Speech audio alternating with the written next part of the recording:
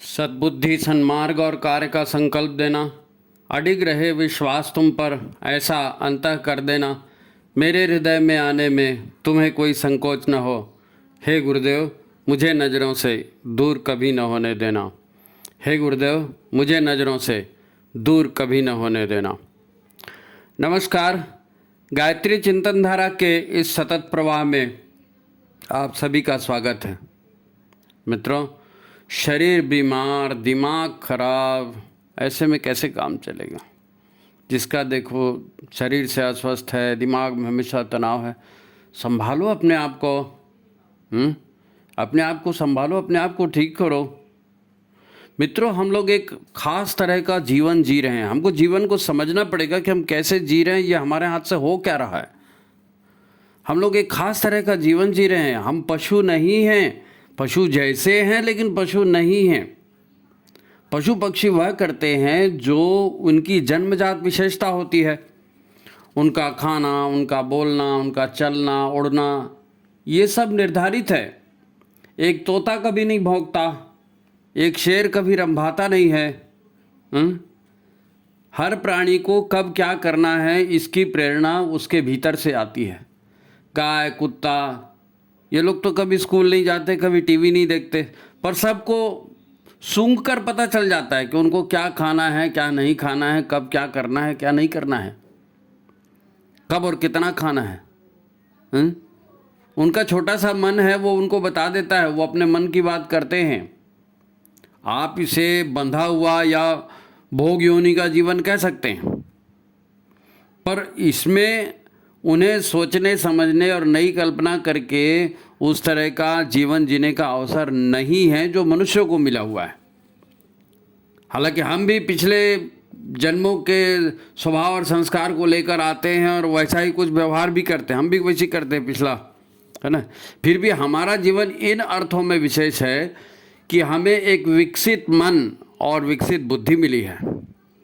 हम जो ज्ञान विज्ञान की, फैशन की, कला कौशल की बातें करते हैं, वैज्ञानिक खोजों के द्वारा अपने आप को तरह तरह की सुविधाएं प्रदान करते हैं, तो ऐसा लगता है कि हमने बहुत विकास कर लिया, बहुत तरक्की कर ली, हम तो आधुनिक हो गए।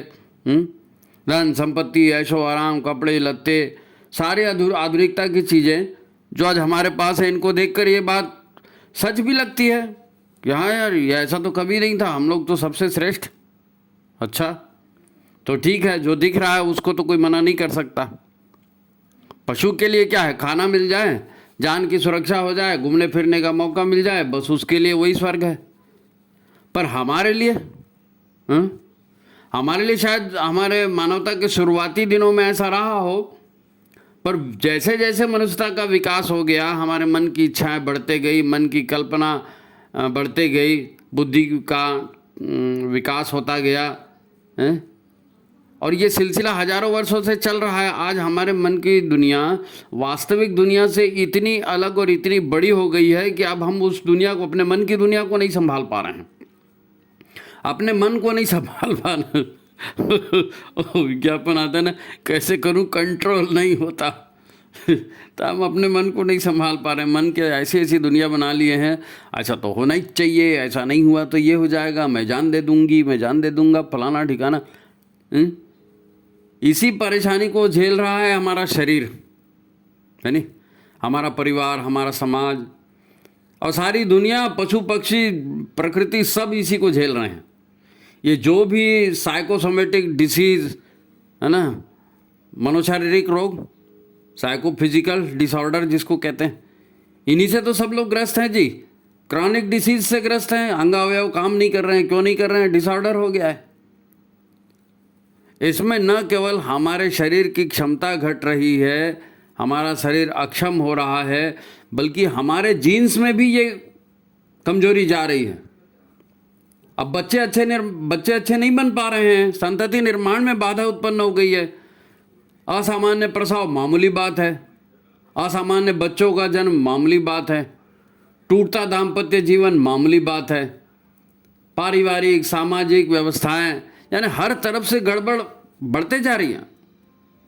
तो फिर शरीर भी खराब, परिवार भी खराब, दिमाग भी खराब, तो फिर अब क्या करें?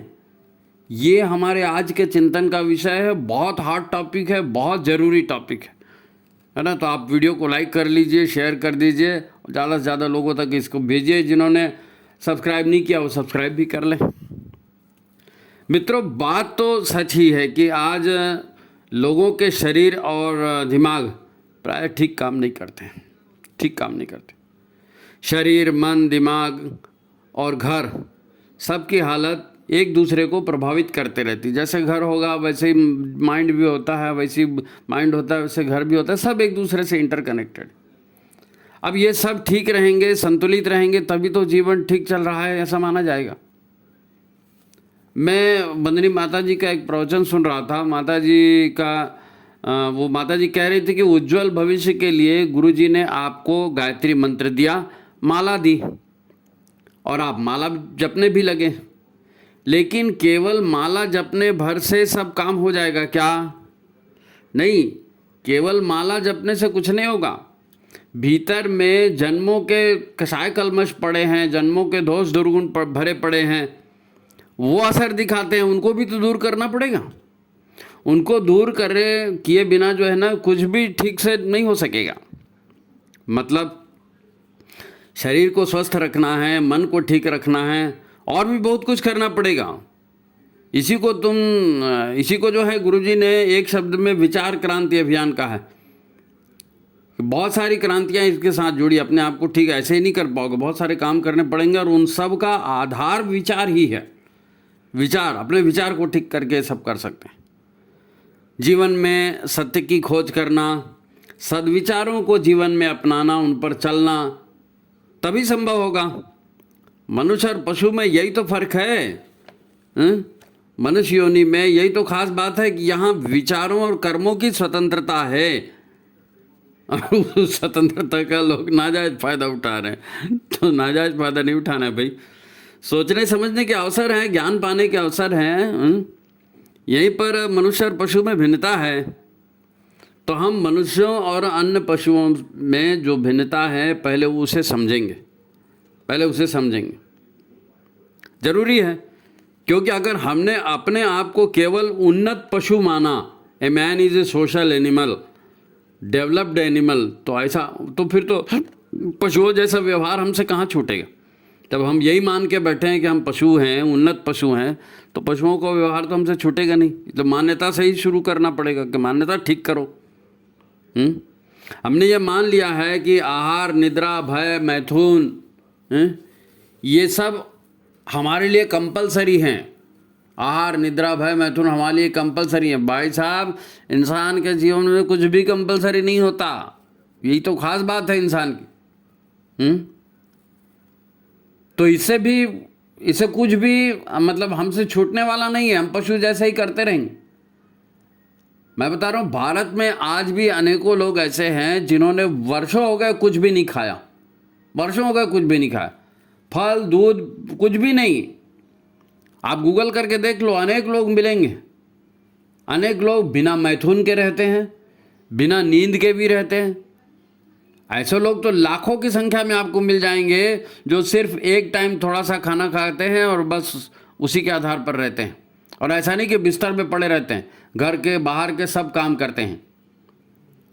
किसी और को पूछो, सामान्य आदमी को, वो एक टाइम की चाय नहीं छोड़ सकेगा।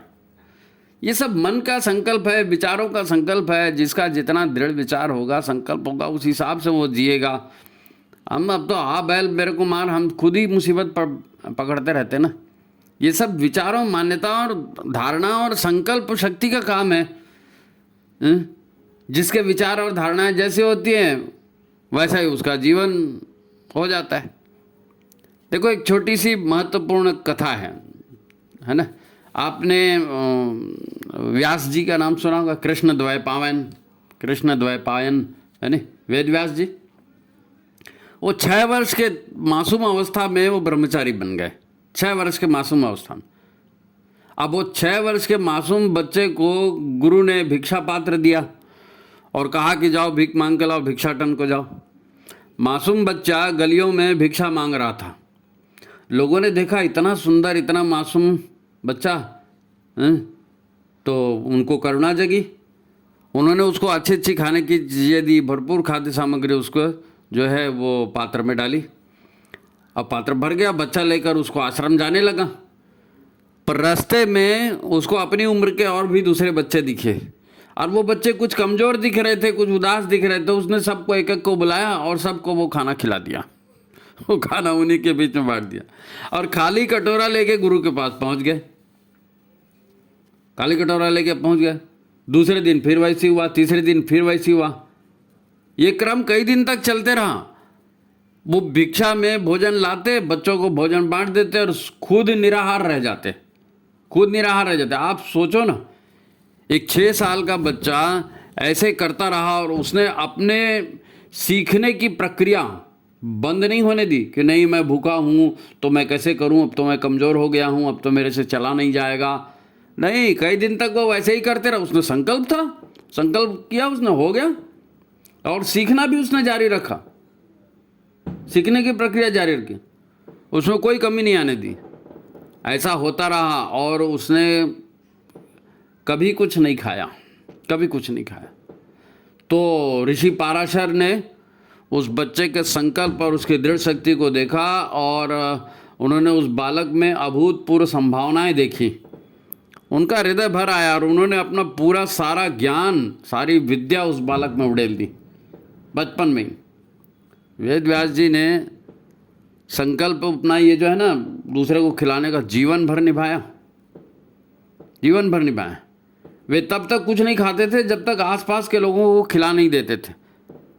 इसमें उन्हें कई बार खुद भी भूखा रहना पड़ता था, लेकिन रहते थे। तो केवल भूखा रहना नहीं साहब हम तो कमज़ोर हो गए। कमज़ोर आप मन से होते हैं, शरीर से नहीं होते हैं। मनपसंद का काम होता है, मनपसंद का काम करते हैं तो 24-24 घंटे काम करते रहते हैं, कभी तकलीफ नहीं होती। और मन का काम नहीं हुआ तो 10 मिनट इधर से कोई चीज़ उठा के दो बोलेगा तो उसके लिए भी लगेगा बार बार ये ऐसे ही करते हैं, मेरे को ही बोलते हैं, फलाना ही करते हैं। क्योंकि मन में नहीं था तो आप उतने से में ही थक जाओ। ये आहार विहार ये सब हमारे मन के भ्रम हैं। गुरुदेव ने स्वयं जो है ना 24 वर्षों का तप किया है और उसमें एक ही तरह का लगभग नीरस जैसा खाना था, आहार था उनका 24 वर्षों तक, और उसी पर रहे ना वो। और सारे काम भी करते रहे, लेखन भी करते रहे, आंदोलन भी करते रहे, समाज का भी काम करते रहे, सब करते रहे। अब हमारी धारणा ये है, हमारी मान्यता, हमारा विश्वास है थोड़ा बहुत खाते रहो, नहीं खाओगे तो बीमार पड़ जाओगे। ऐसा भ्रम हमने पाल के रखा है। थोड़ा सा एक टाइम खाने को नहीं मिला तो ऐसा लगता हाय राम क्या हो गया है।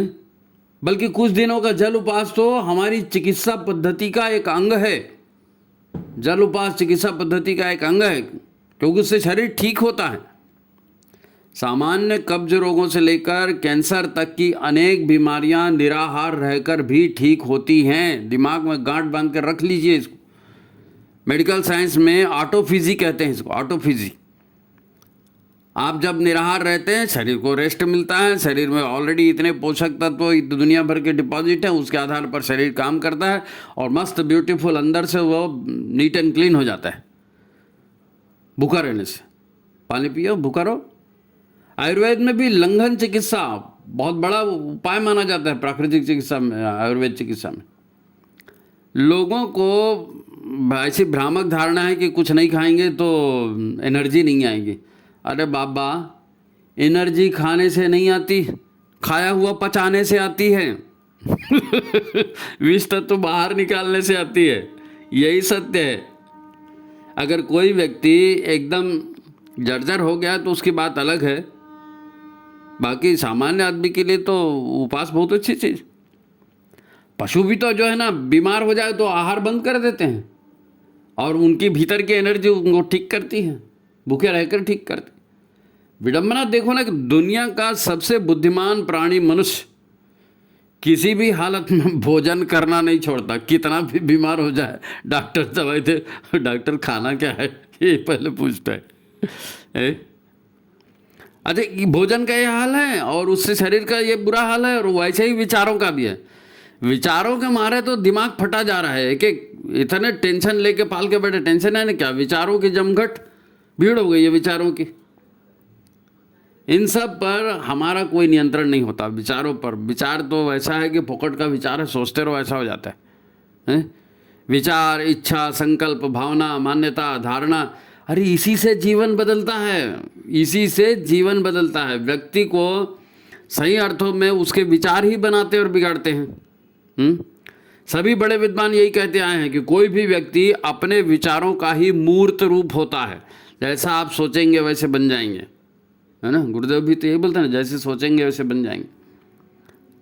पहले मेरे को भी ये समझ में नहीं आता था। गुरुदेव कहते हैं कि मैं व्यक्ति नहीं, मैं विचार हूँ। अरे गुरुदेव का इतना बड़ा शरीर दिखता है, फिर वो ऐसे कैसे कहते हैं कि मैं व्यक्ति नहीं, मैं विचार हूँ। फिर धीरे धीरे अध्ययन हुआ, मनन चिंतन होता गया, उसके बाद में उसका अर्थ समझ में आया। अब वास्तव में देखिए ना, राम और कृष्ण ये भी तो विचार ही हैं। शिव शंकर भोले भगवान हैं, ये भी एक विचार ही हैं। रावण और कंस भी एक विचार ही है, नहीं है। अपने विचारों से ही तो ये रावण और कंस असुर बने ना।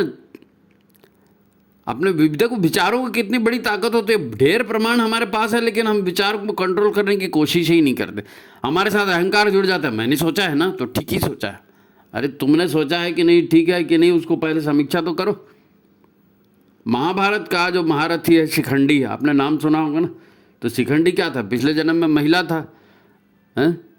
वो तो भीष्म पितामह से बदला लेना था, इसलिए पुरुष बन के आ गया। विचार बदले उसके कि मेरे को बदला लेना है, तो महिला से पुरुष, सेक्स चेंज हो गया उसका अगले जन्म में। एक ही महिला रहती है, देखो घर में महिला घर में रहती ना, काम करती है। आप महिला पुरुष हो जो भी हो, है ना। तो घर में है वो पत्नी है, फिर घर में है तो वो माँ भी है, फिर घर में है तो वो बहू भी है, फिर अचानक मायके से फोन आ जाता है तो वो बेटी भी बन जाती है, फिर अचानक भाई बहन भी बन जाती है। एक ही महिला है। जैसे विचार आता है ना, वैसा फिर आदमी व्यवहार करना शुरू कर देता है। और ऐसे ही पुरुषों का भी होता है। हम अपने आप को जो मान लेते हैं वैसे ही भूमिका में हम आ जाते हैं। कई लोग बोलेंगे अरे मैं तो रिक्शे वाला हूँ जी, मैं तो किसान हूँ जी, मैं तो अनपढ़ हूँ जी। तो फिर आदमी उस दायरे से बाहर नहीं निकल सकता। उसने अपना दायरा बना लिया सोचने का कि ये मेरे से नहीं हो सकता, तो वो जिंदगी भर नहीं होगा। फिर विचारों ने बांध दिया उसको। ये सब विचारों का, मान्यताओं का, धारणाओं का खेल है। खैर, बात खाली रिश्तेदारी की या रोल निभाने के नहीं है। जीवन के लक्ष्य और जीवन के कार्यक्रम भी तो विचारों, मान्यताओं और धारणाओं के आधार पर ही हम तय करते हैं ना कि मेरे को लाइफ में क्या बनना है। मान्यता और विश्वास के आधार पर ही मित्र बनते हैं। हाँ, ये ना, ये दोस्त बनाने के लायक है। अरे नहीं नहीं, ये आदमी खराब है, ये तो बेकार है। अब आपने मान लिया तो दोस्त है, मान लिया तो शत्रु है। आप ही सोचो ना, जीवन में कितनों पर कैसा कैसा विश्वास हम करते हैं, और बाद में जिसको मित्र समझते हैं वही शत्रु निकल जाता है, और जो जिसको शत्रु मानते हैं वही सोचते हैं नहीं नहीं यार मेरे तो गलत फहमी हो गई, ये आदमी तो अच्छा है। विचारों ने सब खेल खराब कर दिया। अच्छा, समझते सब हैं, पर निर्णय लेने में इतनी देर हो जाती है कि अहंकार पता नहीं क्या क्या बीच में आता है, तो नहीं, आदमी बात ही नहीं कर पाते, एक दूसरे से बात ही नहीं करते हैं। हम दूसरों के द्वारा फैलाए गए लुभावने तार्किक जालों में फंसे हुए हैं। तार्किक जालों, लोग तर्क का जाल फैलाते हैं, उसको हमको फंसाते हैं और हम फंस जाते हैं। आजकल तो ये बहुत बड़े पैमाने पर होता है, अपने विचार में लोगों को फंसा लेना, गियर में लाना जिसको कहते हैं, अपने प्रभाव में लाना। अब इसके कई भाग हैं। विज्ञापन हो तो सीधा सीधा समझ में आता है कि चलो आदमी विज्ञापन कर रहे हैं, है ना। लेकिन फिर कंपनियों के लोगों के पीआर डिपार्टमेंट होते हैं, मीडिया मैनेजमेंट होता है, इवेंट मैनेजमेंट होता है। लोग एग्जीबिशन लगाते हैं, सेमिनार लगाते हैं, प्रमोशन की पार्टियां करते हैं। और फिर बिजनेस टेक्निक एक से एक आ गई, उधार ले जाओ जी, नगद ले जाओ जी, एक के साथ एक फ्री ले जाओ जी, वो ब्यूटी कॉन्टेस्ट कराएंगे, नहीं मतलब कितनी गतिविधियां होती हैं केवल इसलिए कि हमारा व्यापार सफल हो जाए, चार पैसे हमको आ जाए, और देश है या समाज है या जो भी है वो हमारे इशारे पर चले। अधिकार की लड़ाई, भ्रम फैलाओ और अधिकार जमाओ, कहाँ तक गिना है। सब में विधि का थोड़ा थोड़ा फर्क होता है। बाकी संक्षेप में कहें ना तो कुल मिलाकर ये जिसको कहते हैं ना नैरेटिव बिल्डिंग, यानी विचारों के द्वारा मन पर आक्रमण करके मन में एक भ्रामक जो है आभासीय या काल्पनिक सत्य बिठा दिया जाता है, काल्पनिक सत्य बिठा दिया जाता है। शहीद हो जाओ, जन्नत में 72 हूरें मिलेंगी। बैठा दिया, दिमाग में भर गया, बंदा चला गया, अपने आप को ब्लास्ट करके जला दिया, है ना। व्यक्ति के मन पर जो है परोक्ष रूप से नियंत्रण किया जाता है। और पिछले 100 साल से जो है ना ये नरेटिव बिल्डिंग, यानी मान्यताओं को बना देना, समाज में धारणाओं को बिठा देना, है ना, नैरेटिव बिल्डिंग, ये पिछले 100 साल में पूरी दुनिया में जो है ना हर परिवार, हर संगठन, हर व्यक्ति में ये फैल गया। मोहजाल में लपेट लिया जाता है सबको। सारी दुनिया आज जो है ना एक तरह से वर्चुअल लाइफ जी रही है। वर्चुअल लाइफ, ओरिजिनल लाइफ कौन जी रहा है जी? दिल खोल के कोई बात करता है क्या? और डिटेल में कहें तो आज दुनिया की हर गतिविधि, चाहे वो आतंकवाद हो, हिंसक घटना हो, आंदोलन हो, सत्ता परिवर्तन हो, युद्ध हो, नशा हो, ये सब भ्रम फैलाकर होता है। दूसरे शब्दों में इसे ऐसा समझें कि हम आज के देवासुर संग्राम के बीचों बीच खड़े हैं और आसुरी ताकतों ने हमारे विचारों, मान्यताओं, धारणाओं के माध्यम से हमको एक तरह का जो है वशीकरण मंत्र चला के रखा है, हमको वश में करके रखा है। हम वही सोचते हैं जो वो लोग चाहते हैं, हम वही करते हैं जो वो लोग चाहते हैं। हम सब जानते हैं कि शांति से, प्रेम से जिया जा सकता है, पर हम ऐसा नहीं कर सकते, नहीं कर सकते। हमें शक है सामने वाला बुरा मान जाएगा तो हम ऐसा कर देंगे तो लोग क्या कहेंगे, हैं? पता नहीं क्या क्या सोचता है आदमी। वो कुछ नहीं है, वो मन का भ्रमजाल है। हर आदमी की ज़िंदगी में जब भी कोई ऐसी घटना होती है ना तो ये मान के चलो कि वो आदमी फंस गया और उसको फंसाया गया। यही होता है, सब एक दूसरे को फंसाते हैं। आज तो शादी भी ऐसे ही होती है ना, 5 रुपए की वो फेयर एंड लवली लगाओ और फंसा लो लड़के को। मैं क्या कितने उदाहरण दूँ, यही तो सब चल रहा है समाज में। सब एक दूसरे को फंसाते रहते हैं और सब एक दूसरे को ठगते रहते हैं। ये विचार है, बस विचारों का जाल फैलाओ। हम इसी में ग्रस्त हैं, हमारा दिमाग इसी में, दिमाग कधई हो गया है, हमारा शरीर इसी में रोगी हो गया। हमारा मन इतने विचारों को नहीं झेल पा रहा है और हमारा शरीर मन के विरुद्ध काम कर कर थक गया है, बीमार हो गया है। ये भ्रम और अनिश्चितता जो है ना आसुरी या दुष्ट शक्तियों के लिए सुअवसर है। आसुरी और अनिश्चितता जो है आसुरी और दुष्ट शक्तियों के लिए सुअवसर है।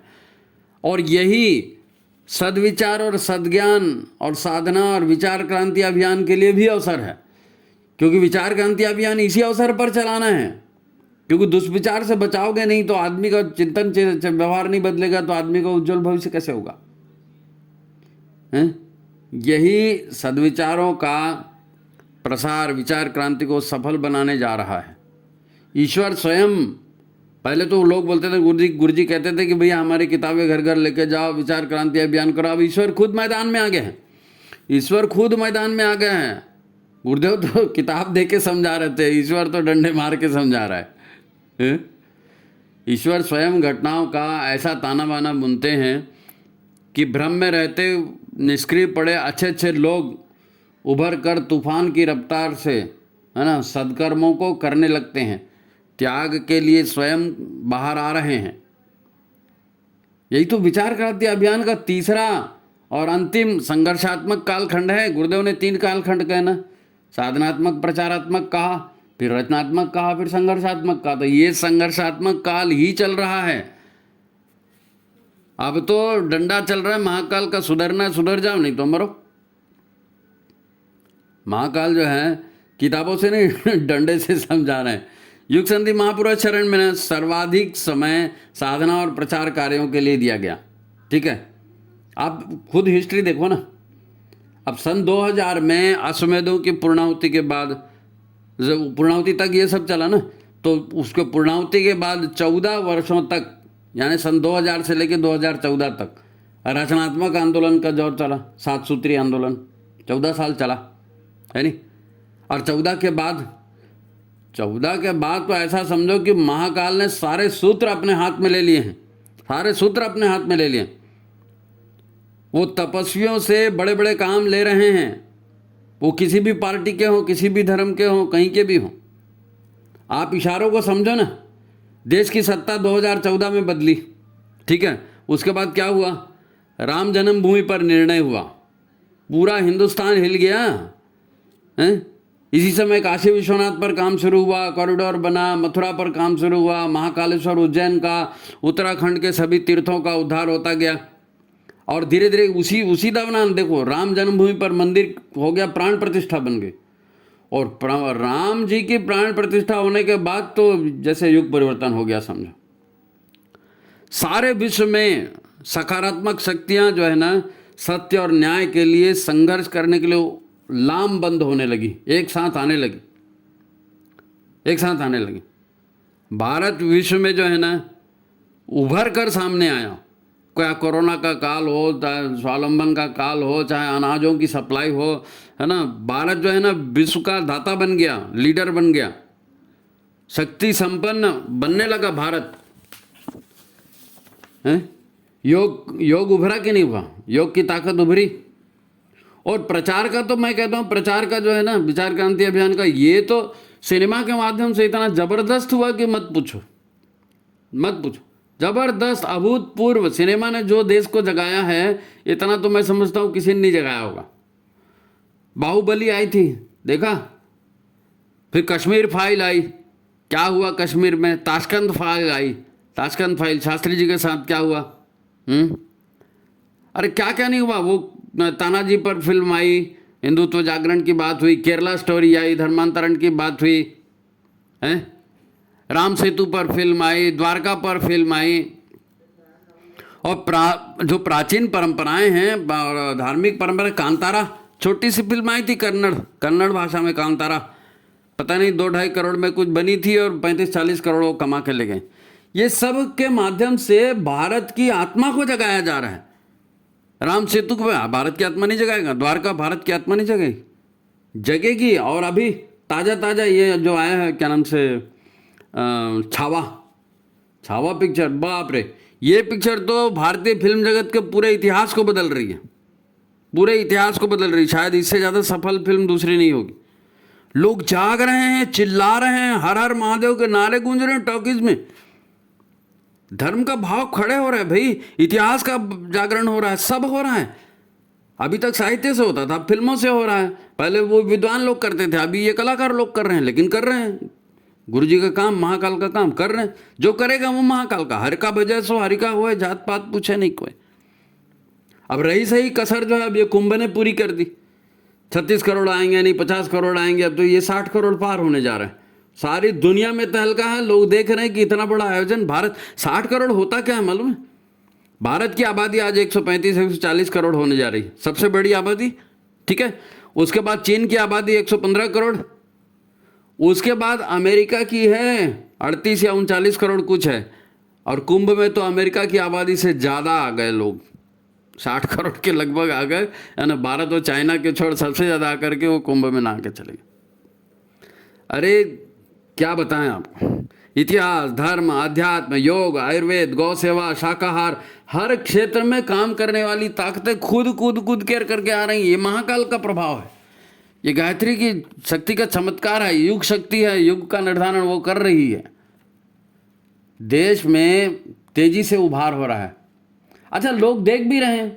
कौन देख रहे हैं? सब लोग नहीं देख रहे हैं। अभी भी मैं कह रहा हूँ, दावे के साथ कह रहा हूँ कि सब लोग नहीं देख रहे हैं। लोग वो क्या बोलते हैं, कुएं में मेंढक बोलते हैं ना, उस तरह के जो लोग हैं वो तो देख ही नहीं पा रहे हैं, अपने अहंकार में डूबे पड़े, उनको नहीं दिख रहा है ये सब। जिन्होंने मन की खिड़की खोल के रखी है, जो खुले मन से देख रहे हैं, वो समझ भी रहे हैं। तभी तो देश दुनिया में हलचल है दादा। हो सकता है पारंपरिक संगठनों में आपको वो धार नहीं दिखती हो, पर महाकाल तो अपना काम सबसे करवा ही रहे हैं। और महाकाल ही काम करवाते हैं, ईश्वरी ताकत ही हर युग में नए छोटे छोटे लोगों से ही काम करवाती है। आज भी यही हो रहा है। तो फिर शरीर खराब शरीर खराब, मन खराब, संभालो अपने आप को, संभालो। कैसे संभालेंगे? आपको एक चित्र बताने का आदेश हुआ था, वो चित्र आपको बताया गया। युग परिवर्तन की प्रक्रिया पर 9 अंकों में ऑलरेडी इसकी सीरीज़ अपन छाप चुके हैं, मतलब प्रदर्शित कर चुके हैं। यूट्यूब में 10-12 महीने के अंदर अंदर आपको मिल जाएंगे। यूट्यूब में आप देखेंगे तो गायत्री चिंतनधारा टाइप करिए, यूट्यूब में जाइए, वीडियो सेक्शन में जाइए, वहाँ देखेंगे तो आपको 10-12 अंकों की पूरी सीरीज मिल जाएगी युग परिवर्तन की। आखिर बात गुरुदेव पर ही आती है, विचार क्रांति अभियान पर ही आती है। व्यक्ति निर्माण, परिवार निर्माण, राष्ट्र जागरण, यही तो मुख्य विषय हैं, यही मुख्य विषय हैं। मुख्य संघर्ष वही है, सद्बुद्धि, सत्कर्म, दुर्बुद्धि, दुष्कर्म।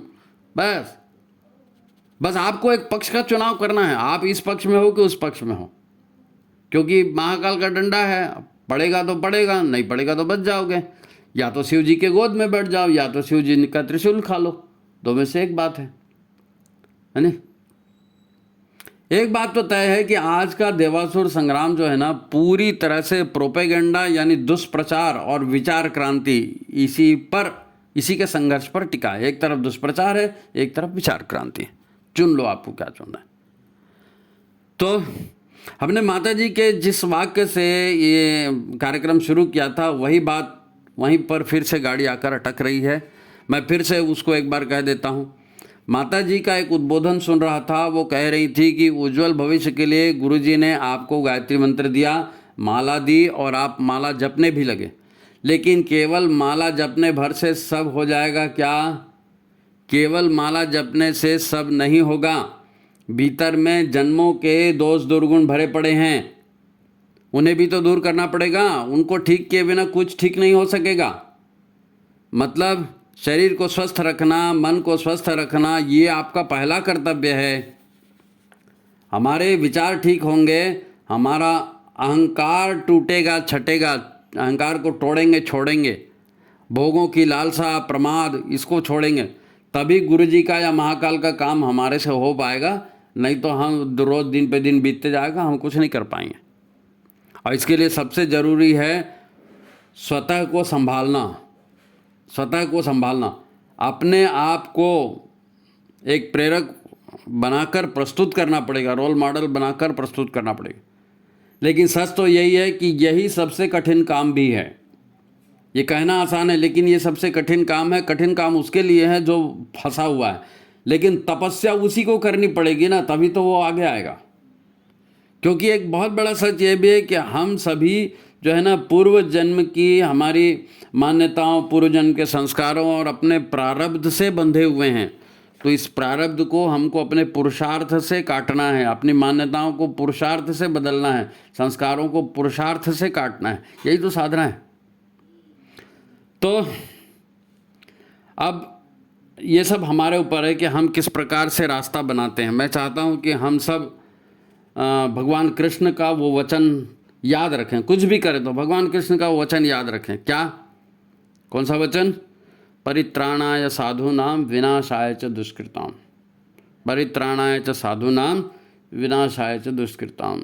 साधु का परित्राण होगा, दुष्ट का विनाश होगा, वो भगवान स्वयं कर रहे हैं, है नहीं? तो ईश्वर आपकी सहायता करें। आज की बात समाप्त। आज इतना ही कहना था, इस वीडियो में इतना ही है। बाकी लाइक करें, शेयर करें, ये तो हम पहले ही आपको बोलते हैं।